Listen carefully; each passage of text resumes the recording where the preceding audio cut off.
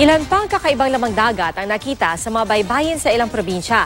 Paniwala ng ilan, masamang pangitain ito pero ibang tingin ng isang eksperto. Nakatutok si Trisha Zafra.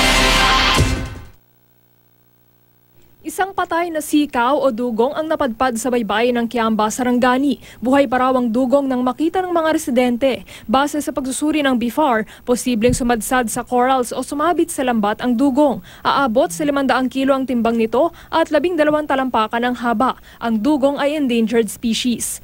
Nang hina naman ang matrap sa lambat ang sunfish o mola-molang ito. Kwento ng mga mangingisda sa Tanyon Strait Protected Seascape sa bahagi ng Northern Cebu ito na lambat. Pagdating sa dalampasigan sa Sagay City, Negros Occidental, namatay ang isda. Itinuturing na vulnerable species ang sunfish. Sa baybayin naman ng Malita, Davao Occidental, nakitang patay ang isang pating. Hindi pa matukoy ang ikinamatay nito, pero may mga sugat ito malapit sa tiyan. Hindi ito ang unang beses na may mga nakitang sea creatures sa ilang baybayin sa bansa. Ilang linggo lang ang nakararaan nang may mamataang isang puti at malaking labi ng hindi matukoy na hayop sa Dinagat Islands.